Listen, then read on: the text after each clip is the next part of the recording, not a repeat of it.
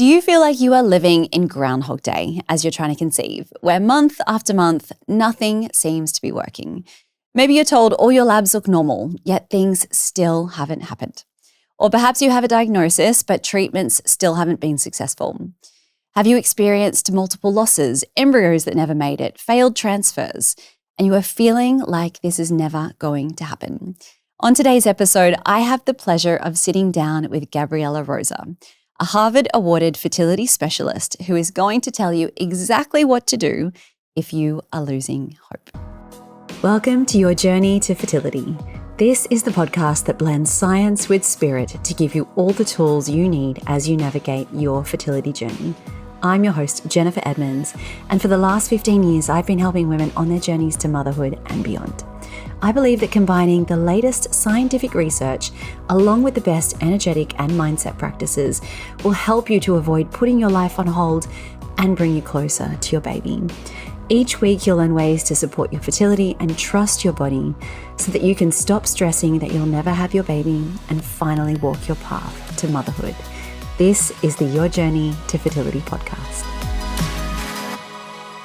Welcome back to the podcast. Thank you so much for being here with me today. And I am so excited for today's guest. And I feel like this is really timely because I think that as more and more people are experiencing infertility, I feel like as we go down the paths of fertility treatments and IVF, we are seeing more and more of this one-size-fits-all approach.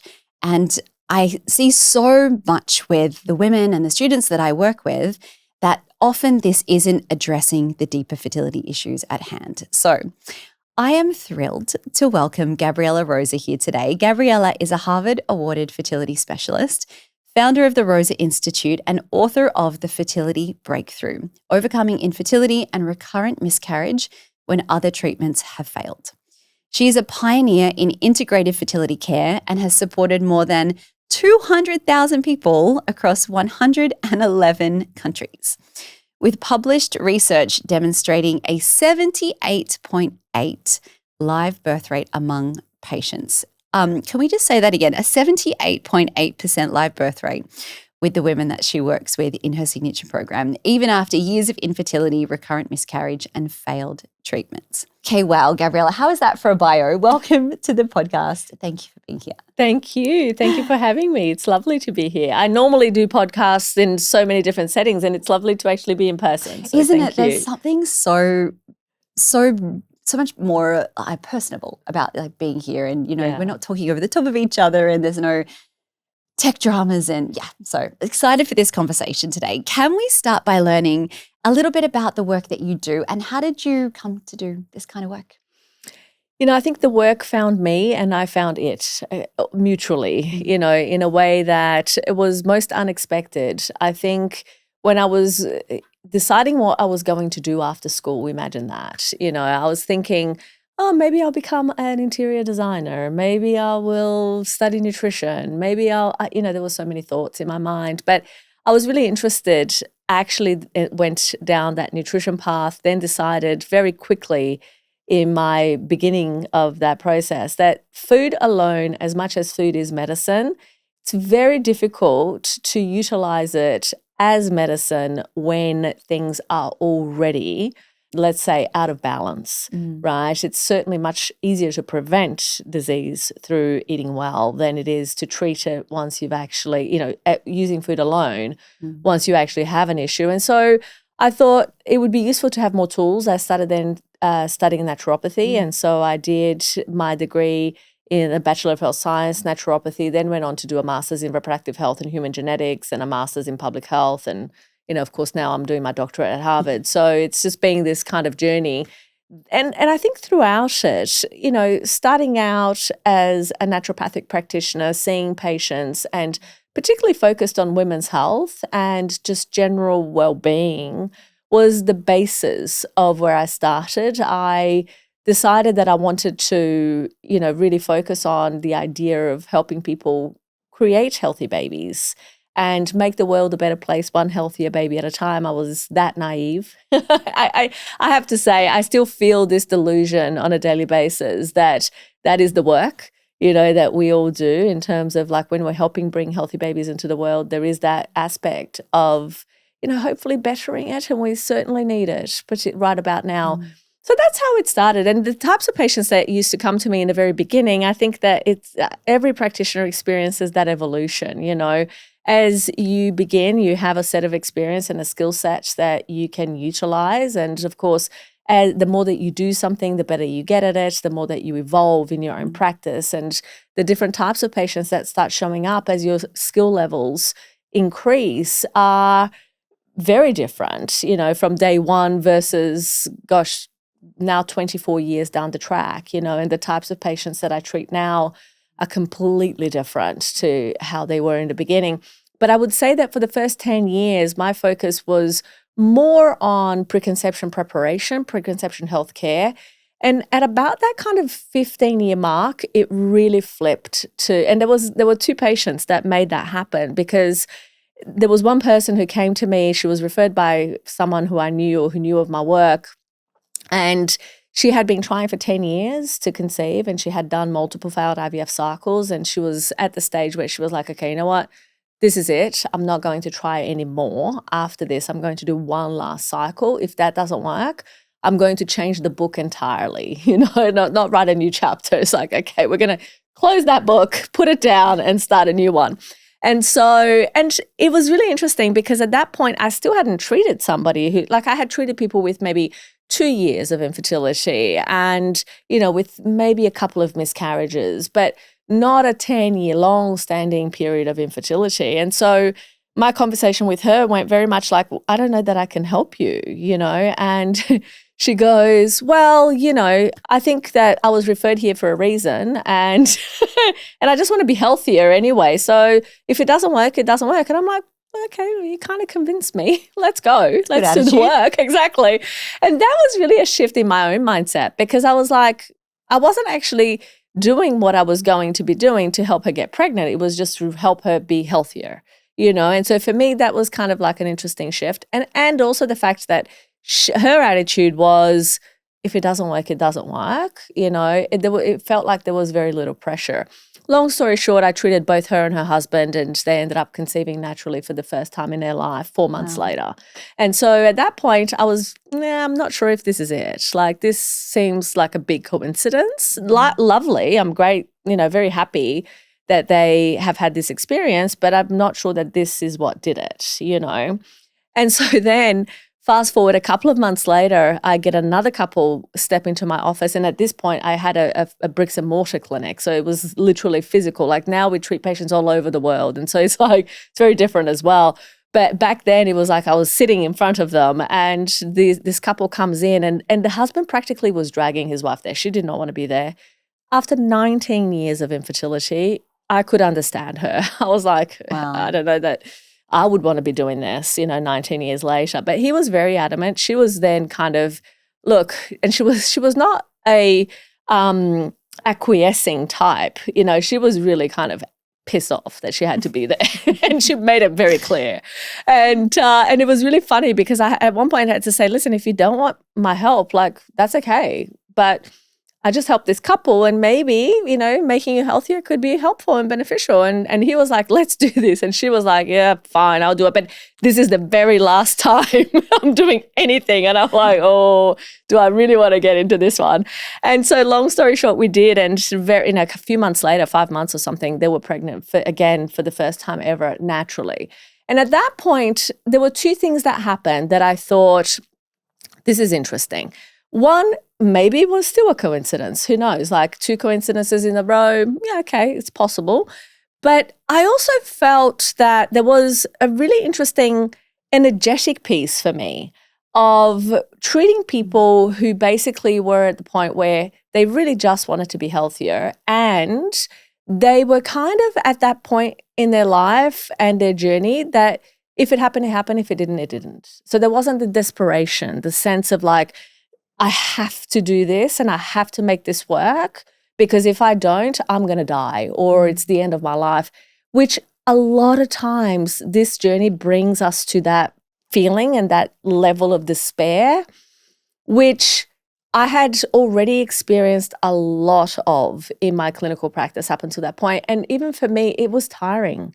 At about 15 years down the track, you're kind of going like, okay, wow, this is a lot, And I like that energy. And so at that point, I thought, you know what, I'd really be interested to see, because I really like how these people engage in the process.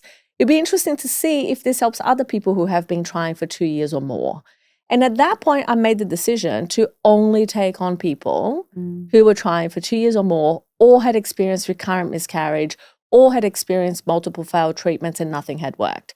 Because in my mind, it was like, look, either something is going to help them have a baby or it's not, and they're going to be healthier and be able to process their emotions around their journey and know that they've done everything they possibly could, rather than live with the thought or feeling or regret of not doing something and have to, when they're 90, sitting on their porch in their rocking chair, looking back at their life, telling themselves the story of, what if I had done everything that I could at that time? So that was what appealed to me, and that shifted, that kind of prompted a change in my own practice that then made a complete difference in how I engage with patients and the types of patients I engaged with and where I engaged with them as well, because at that point it had everything coincided or kind of what is the word that I'm looking for? Oh my God. It all kind of came into the same, like I am looking for a particular word and I will find it. Coalesced, not exactly the word I was looking for, but anyway, things kind of came together in the sense that I had my first son, and it became a situation that I could no longer see 60 patient hours a week, because that's what I was doing for several years. Like literally I used to start at 6 a.m. and finish at, 5 p.m. And that was 6 days a week. And then, of course, with a newborn child and you're not sleeping and you're trying to kind of like still remember what is your name, because my son never slept, I had to think about how I would do things differently. And that all happened at the same time. And so in a very long answer to your question, that's how it started and that's how it's going. And that's how the program has evolved from there. Yeah. So it was really interesting. Thank you for sharing that. What you touched on is the thing that I think Western medicine completely misses. And that is how do we make the person healthier and the baby healthier and the person's life easier in the process. That is where I find these more integrative approaches really, really have a huge impact, because like you said, I'm sure so many people can relate to this. Like it feels like it's the end of the world. Like you are in a place where you're ready to jump off a cliff because you're so miserable trying to have a baby. And we don't want to be starting a family from that place. Yeah. So I think there is so much value in what you said there. Well, there's a really interesting piece of research that kind of put this in perspective for me, where essentially the researchers were talking about that in their findings, they found that 20% of women would prefer to be paralyzed than infertile. I can relate to that. So it's just the sheer impact of the trauma, the emotional component of infertility is massive. And the problem about it is that it doesn't just go away after you have a baby. It doesn't just go away after, you stop trying. It's something that you then carry through with you as part of your story for such a long time, And yeah, so I think that there is a lot to be said for managing those feelings and emotions along the journey, and also understanding that sometimes, even if things haven't necessarily gone to the plan that you had, it doesn't necessarily mean that it can't happen in another way. And sometimes being open to different avenues and ability to look at things from different perspectives can also be very helpful. Thank you for mentioning that.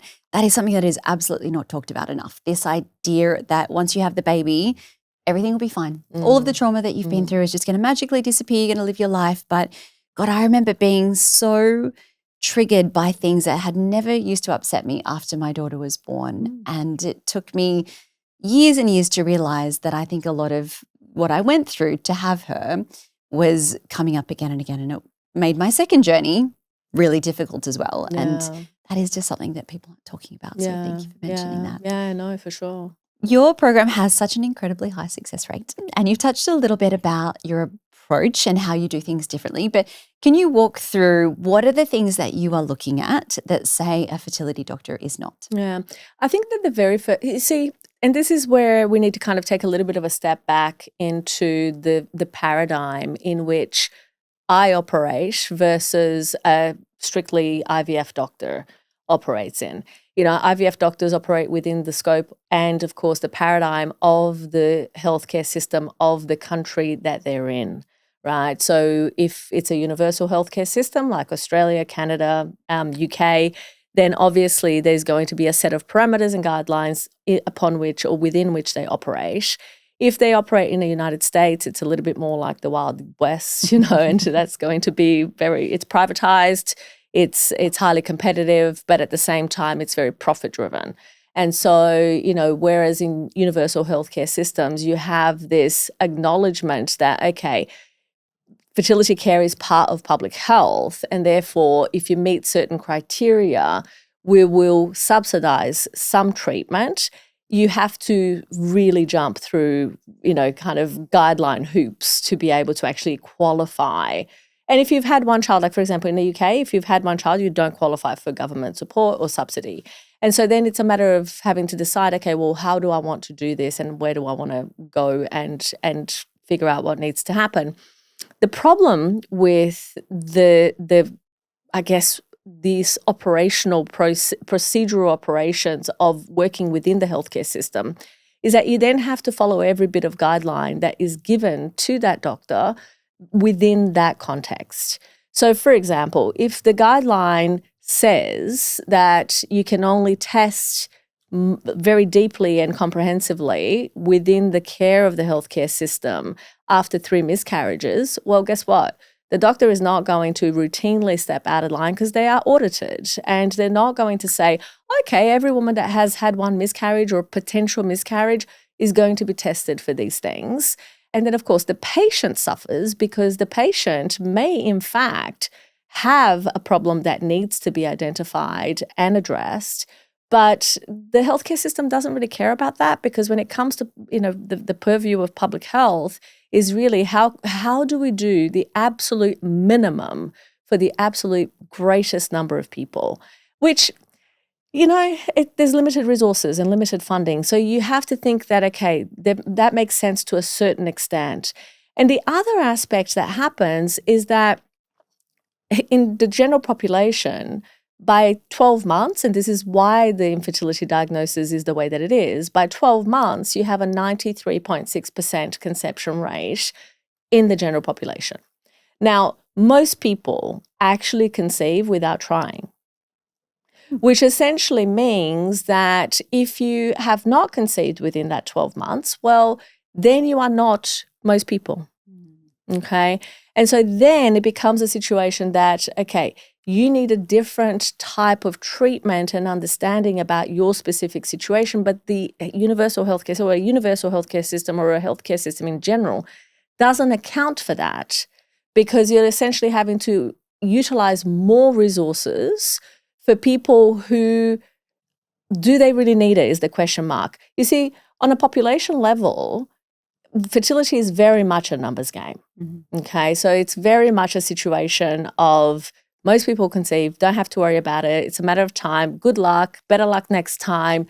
Keep trying. Everything is normal.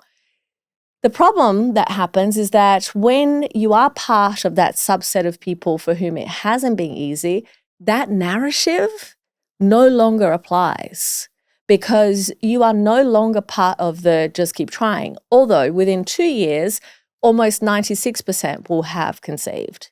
So if you happen to be part of the 4%, right, you are on your own, because you will go to a doctor and then you will be told, well, you probably need donor egg, And so then it becomes this really difficult, challenging situation, which is like, well, do I really? Or is it that there needs to be more investigations to understand what else is getting in the way and to really fully comprehensively address the issues at hand? So the reason that I'm saying this and the reason that this is important is because my approach is completely different to that approach because the people who come to me are paying out of pocket, right? Even though they will typically go and have their blood tests and, additional tests and everything else, because we will guide them and say, hey, listen, you need to speak to this person, you need to say these things, and you need to get these tests.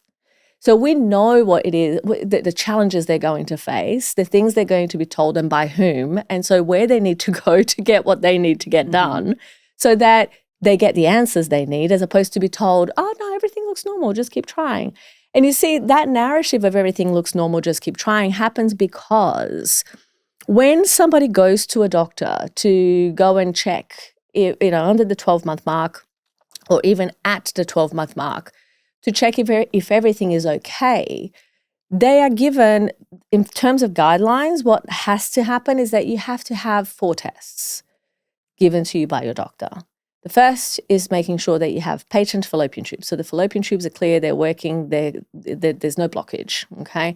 The second thing is that you are ovulating. Typically, day 21 progesterone, problematic at best, because some people who have irregular cycles will not have an elevation to day 21. They might be menstruating and or ovulating later or earlier. And so it's 7 days after ovulation. But if you're not tracking your cycle, you might miss that as well. And so it becomes a little bit difficult to really utilize that as a good marker, but that's usually what happens in, kind of standard therapy. And so that's the second test. The third test is an ultrasound to make sure that your uterus can carry a pregnancy to term.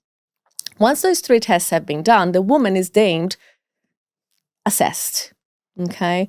And with those assessments, these days, most medical doctors will do STI screenings, most will do a full panel of hormone tests, but they don't have to, okay? Your GP doesn't have to do that. So your GP will usually do the most basic of basic tests, and then if they think that there's something that needs to be looked at, they might order more tests, or they might send you to a specialist, in which case you will probably be given a referral to an IVF doctor, or in the US, a reproductive endocrinologist, or someone who's going to essentially be sending you to IVF. So that's the pathway. That's the kind of way in which things operate. Now, once you go through that process, and of course, I said 4 tests and I told you about 3, the 4th is the semen analysis, right? And so what happens when a woman is under 12 months or around that 12-month mark and she goes by herself to the doctor and has this conversation, for the most part, the doctor might say, okay, your husband should have a semen analysis. She might go home and tell him, you probably should have a semen analysis. He will go, no, everything's fine with me. I'm being facetious, but gentlemen, please be aware, you need a semen analysis. And so, it's one of those really interesting things that the onus really is put on the patient to keep trying. And that's essentially how it's happening. And therefore, what ends up happening when things don't work to plan is that people are then left to, okay, I've done all the things that I've been told to do. The next step obviously is IVF. You go and you start an IVF cycle, and there's research that shows that 29% of cycles that begin actually yield a live birth, 29%. And that's across all ages, which means that that's the high number. When we're talking about 40 or over 40, we're looking at single digits, okay? And so then we really need to question, is that the best approach? And if it is the best approach for that particular couple, because some couples will need IVF. There's just no discussion about that. It's a wonderful technology for the people who really need it, and it is utterly overused around the world. And so this is really where it becomes tricky, because if you know that you may need IVF but don't exactly need IVF, and you then ask your doctor, is there something that I can do to improve my fertility or my chances? No, everything's fine. We'll bypass that with IVF. And we still are seeing a 70% failure rate. So I wonder, what's the truth here? And of course, in a universal healthcare system, the government is wanting to subsidize as few cycles as possible. So the interest is not in doing multiple cycles, but there's also not really an interest in figuring out how do we improve, how do we assess these patients in a different way, because, well, if you're going to treat anyway, why test is the cost effectiveness model of the healthcare system. Therefore, it's like, well, yeah, okay, so there's nothing you can do. IVF will bypass this, but it doesn't. And so that's where it becomes challenging.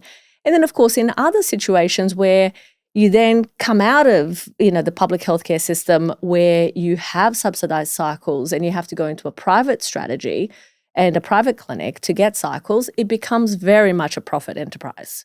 And so it's like, well, if you can get, if you need, and there was a really interesting review that was published, 178,000 IVF cycles, and this was published in Human Reproduction, which is a very prestigious journal. And it shows that in that analysis, 8 cycles were needed to have close to an 80% live birth rate. 8 cycles. Now, if you are paying out of pocket $15,000 to $20,000 in the US, it's up to $30,000 US dollars. If you're paying out of pocket, can you really afford 8 cycles before a positive pregnancy test? Most people can't. And so what happens is that in a privatized scenario, if you need 8 cycles to have a baby, and people are willing to pay, do we really need to figure out how to decrease that to 5 or 3? Well, it's okay. If people will do 5, let them do 5. I know that it seems very skeptical, but there are many competing interests. And I think that that's the important thing that people need to understand. They need to go into the process with eyes wide open on, 1, how they advocate for themselves, 2, how they do the work of optimization prior to engaging in further treatment. And sometimes it's just not even necessary to go into further treatment because conception occurs spontaneously after the body is in a good place. So there's a we could be here for the whole day talking about this. I feel like my heart rate is just rising and rising listening to you speak about this. And you're right. And it's that horrible combination of public health versus private health. And I feel like neither of them really, on a bigger level, have the patient's interest at heart. I think the individual doctors, that's not true. Exactly. The individual doctors, they care. They really care. They want, but you see, the individual doctors work for organizations that have shareholders, that have responsibilities to respond to. And therefore, it becomes that situation where whose interests really are being prioritized. And that is what we don't talk about enough. Thank you. If we are thinking about these basic tests that are run, I'm sure you see it over and over again. I'm not a doctor and I see it over and over again. My students will come to me like, oh, my husband, he had the semen analysis, or I had all of my hormone panel done and everything looks normal. So we're told we need to just keep trying, need to keep doing IVF cycles. So I really want to dive into what we're missing. So can we talk about men to start? Because I think this is a very big part of the conversation that gets forgotten about for some bizarre reason. It's not like they're 50% of the equation or anything. So what are we missing when we get this basic semen analysis and we're told it's normal? Is it really? Well, here's the thing. Normal is have sex, get pregnant, have a baby. We're no longer having this conversation. That's normal. Any deviation from that is common, but not normal. And I think that the one thing that really needs to happen in fertility treatment across the world is the distinction between these two words, and that they are not interchangeable. They are not to be used in place of another. It's just like, it's one of those things that common, just because you have period pain, because you have hormonal symptoms throughout a cycle, because you feel like you want to strangle your husband when you're about to get a period, whatever it is, right? All of these feelings may seem very common, but they are not normal, right? And so, again, I think that we need to really speak to the point that we misunderstand that combination of factors, of what's normal and what's actually just common, and that needs to be addressed. Now, when it comes to fertility, and I think that even before we talk about men in this context, we need to talk about the fact that there is a societal brainwashing that has, for the longest time being in operation, that fertility is a woman's issue. Good old patriarchy. Yeah. I won't even go down that path. Another conversation. But, for another whole month. But anyway, so absolutely there is a situation where fertility, but you see, this is the problem, is that patriarchy is propagated by women most of the time, which is really interesting to me. I look at this really bizarre set of ideas that keep being shared over and over again. Like, for example, fertility starts with the egg. Well, actually it doesn't at all. The egg and the sperm, for that matter, actually are end results, end points of many biochemical chain reactions that have an immense start all the way here, at this other point of the entire conversation. If you think about it, we women are born with all the eggs we will ever have, which means that when we were being gestated, when our mothers were being gestated and our grandmothers, we were already in her ovaries. So can you understand that the egg and the sperm, although important, they are not the beginning of the process. And when it comes to fertility, I think that there is nothing more disempowering than segregating parts of your body, parts of your physiology, parts of your biochemistry into, this is the problem. That is entirely disempowering. Because when you are focused only on the reproductive system to understand and optimize fertility, you are leaving a whole lot on the table of what you can actually do to optimize chances. So, first of all, fertility is a team sport. There is nothing else to be said other than that. 50% of the fertility equation comes from the male factor, 50% from the female factor. And if we wanted to kind of nuance that even more, I would say 40% female factor, 40% male factor, 20% embryonic factor, and other factors that, help or harm implantation. And so really what we need to take into account when we are wanting to improve our chances of not only conceiving, but keeping a healthy pregnancy to term, by the time we've got to the embryo, we're already late. We're already late. You can have euploid, beautiful, tested A-grade embryos and still have many failed transfers because many of these other biochemical pathways that needed to be adjusted for optimization of implantation and the development of an embryo over time haven't been addressed, right? When we're talking about infertility, particularly long-standing infertility, and we have patent fallopian tubes and we have sperm, do we really think that in a 19-year period, the egg and the sperm have never met? Clearly not, right? We're looking at a point here that, yes, we might also be dealing with fertilization failure. We may also be dealing with implantation failure. We know that 3 out of 4 pregnancies don't ever make it to a positive pregnancy test.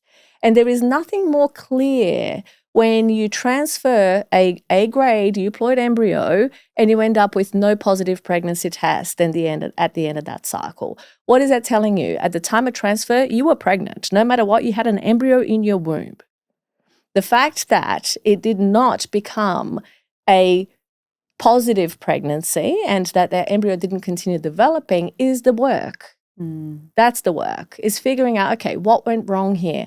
But do you usually hear doctors talking about, okay, let's figure out why did this not work? What is the problem here? And the thing that I hear the most that really riles me up is when I see a result of an IVF cycle. A patient of mine had this exact thing, 6 years of infertility. First cycle, did 3 cycles of IVF. First cycle, 12 eggs, 0 embryos. Second cycle, 12 eggs, 0 embryos. Goes and conceives naturally, has a miscarriage, goes into a third cycle, 2 embryos, no pregnancy. Definitely an egg quality problem. That was what she was told, yes. Where this was going. And so, this was so fascinating because that was exactly what she was told. She was then told that, look, you probably need donor egg, but actually even donor egg probably isn't going to work. Because your endometrial lining is not responsive, so you've got very thin lining, it's not responding, so you probably need a surrogate. And at this point, she's like, no, like surely there's more that I can do. So, 12 eggs. Literally. So then in my clinic, I have a process where I don't take on cases until I assess the case to see if I can help. So she comes to me for an assessment. So, and I take everything that's available, right? I take the semen analysis, the this, the that, the whatever else. So I'm looking at this and I go, so did somebody tell you that there is a very low sperm count, 0 motile sperm, and very poor morphology? Oh, no, not really. I'm like, okay, this is a sperm problem. Sure, there are some other issues that we need to address on both sides, but this is not an egg quality problem. Even though, yes, I mean, she had, and I won't even say that it wasn't an egg quality problem. It wasn't an egg ovarian reserve problem because she was still getting a good number of eggs. Even though her AMH levels were kind of, that borderline, she was still responding to treatment. Therefore, it couldn't be the only issue. And of course, then she went on, did all the things that she needed to do. We treated both partners. She conceived naturally twice. Wow. Through the program. So she went, had a baby, first time around, came back, redid the program, conceived second time. And again, both times very quickly, after 6 years and all of that going on. So the semen analysis is critical. Understanding how to interpret it is even more important. And understanding that just knowing your count, your morphology, your motility is not a complete semen analysis. So, you need to understand, what is the DNA fragmentation doing? Is there a semen culture? Do we have infections in that sperm, in that semen? Do we have a situation where antibodies are getting in the way? I had patients, with like 100% antibodies come to me and it's like, you need IVF. Like you need IVF, right? With this kind of level of sperm. And you can improve to a certain extent. And sometimes you can improve enough that a natural conception is possible. But there are things that happen in the deeper analysis of a semen analysis that really gives you much more understanding about what's going on. But if you're just going to a general lab, you're not going to get that nuance. And if you don't know what to ask for, because those other, more involved tests, let's put it that way, they are costly, they cost out of pocket, and most clinics, they won't do it just as a routine test. So, and then of course you have this situation where partners or men think that, oh no, everything's fine with me. They haven't had any tests, but everything's fine with them, and they won't go and do a semen analysis. And then it's like, well, how much do you want a baby? Because this is something that happens as well. Women are absolutely focused. They want to have a baby. They want their partner to do what it is that they need to do. The men drag their feet and don't do it, not because they necessarily can't do it, it's because they actually don't want to have a baby and they're not brave enough to say it. I've had so many couples over the years in that kind of situation, and it creates so many issues, and it's so unfair, for a woman who actually wants to be a mother to be stuck in a relationship with a guy who doesn't want to be a dad or doesn't want to be a dad with that person and doesn't grow some to say it, and I think that women need to really step to the plate and go, hey, what's going on here? Not just step on eggshells and go, oh, he doesn't want to do it. Well, do you want a baby or do you not? So I'm a little bit like that. Yeah, no. And we need to be. It is, like you said, a team sport. And I've been doing this a long time. So, people who come to me, usually they want to have a baby. They're there because they're like, okay, let's get this done. Absolutely. I think there is a general kind of assumption with a lot of women that if you're 40 or close to 40, you're going to need IVF straight away. And it's a bit, look at you rolling your eyes, it's a bit like the egg quality problem, isn't it? Can we talk a little bit about female fertility? And yes, we know that egg quality declines as we get older, as does sperm quality, and our ovarian reserve declines as we get older. All these things are true, sure, but is being 40 a reason to do IVF? And can you talk a little bit about what do the stats show us between the benefit of IVF over 40? Okay, so I'll start answering that question by our initial analysis, which was the Harvard, my master's thesis at Harvard, which is essentially where we looked at 544 patients, and that's where the 78.8% live birth rate came from. And in that study, the average age of females was over 38, plus or minus almost 4.3 or something like that, which meant that most of the women were close to the top of the range, were close to 43 years of age, okay? And so basically, and again, 47.7% out of the 78.8 actually conceived naturally. Wow. Before coming to treatment, almost 50% had experienced failed IVF cycles. 51.5% had experienced miscarriages. And what we saw after treatment was a miscarriage reduction to 13.5%, which is under the general population expectation of 15%, and the majority conceiving naturally. So my answer to this question is based on my data, which looks at, these very difficult, complex cases. The average number of years of infertility in that cohort was 4 years, plus or minus almost 3. And so, what do you think I think? No, being 40 is not a reason to use IVF.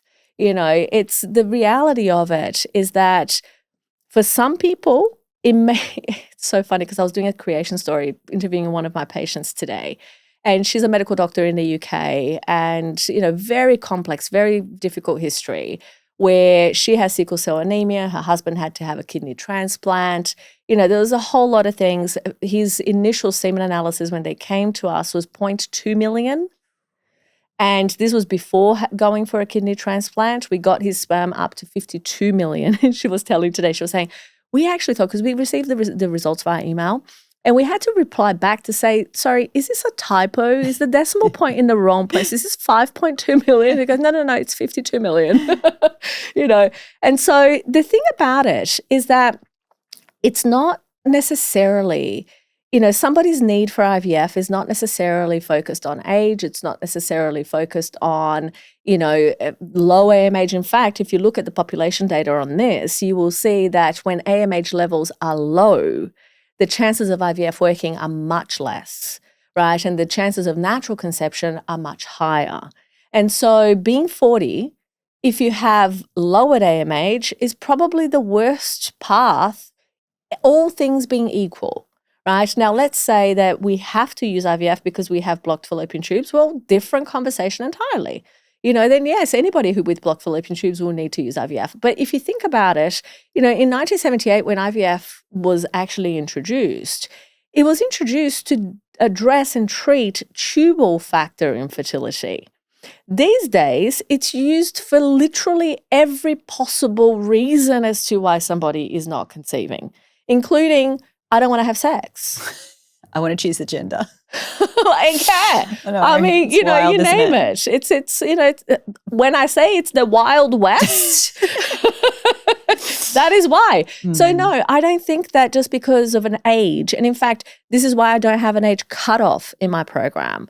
I literally think that, okay, let's assess the situation on its merits. Let's have a look at, do we have a reasonable FSH level? Do we have a reasonable FSH to LH level? Do we have reasonable estrogen levels? Do we have reasonable sperm?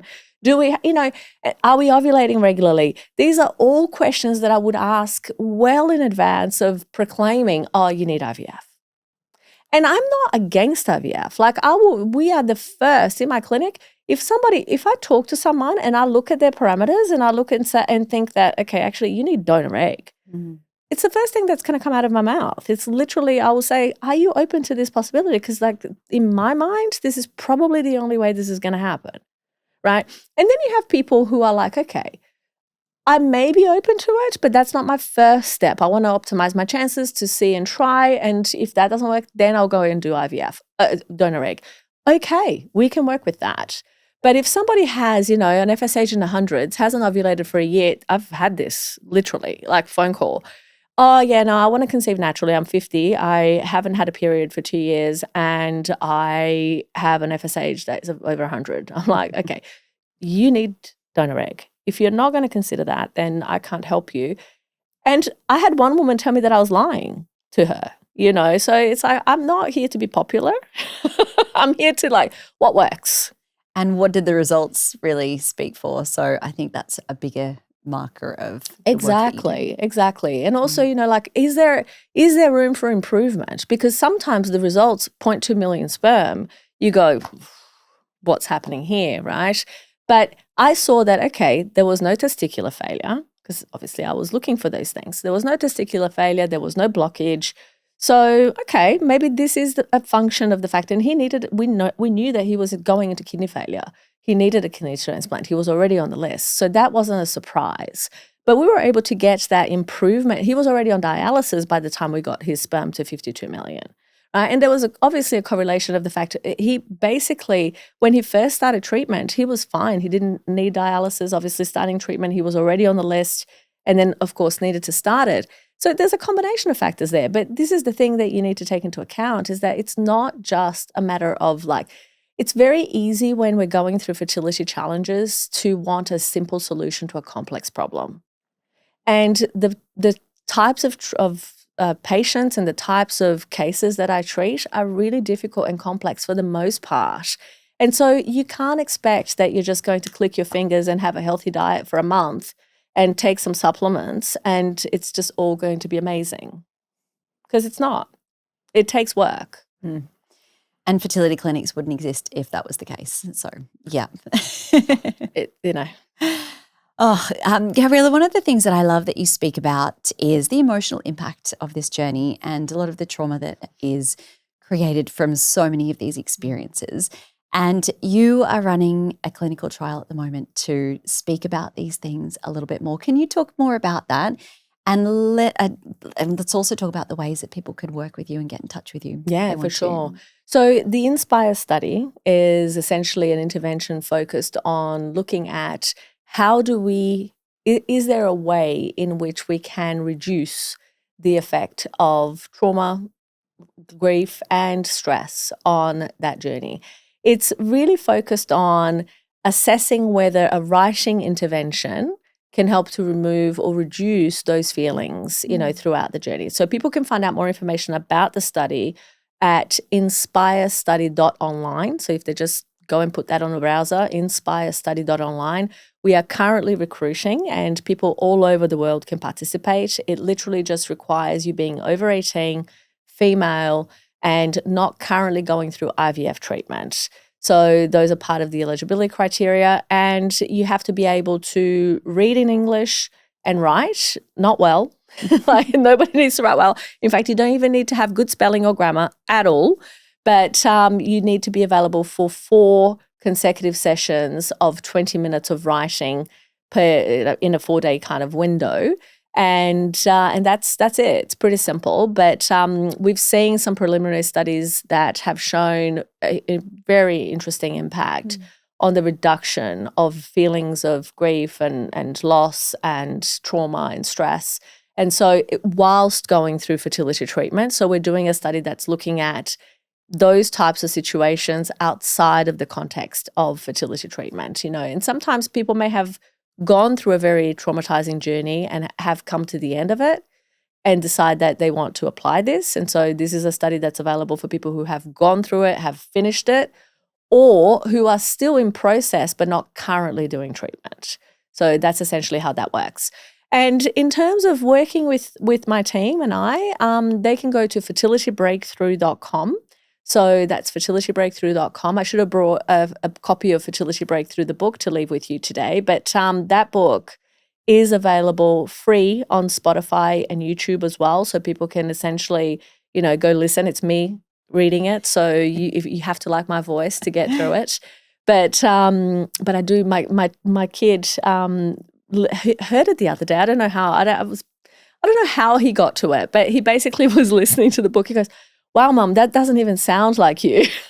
I'm like, "Just reading very peacefully, Jake, unlike how I talk to you when you are not doing the things that I'm asking you to do." But, all jokes aside, that's essentially, a thing that people can access very easily from anywhere in the world. Amazing. Thank you. And we will link up all of those in the show notes. So if people want to get in touch with you, they can just click straight below. Gabriela, thank you so much for being here. Thank you for the work that you do and everything that you are continuing to do for the world and for this community. Thank you so much. Thank you. Thank you for having me. It's a pleasure.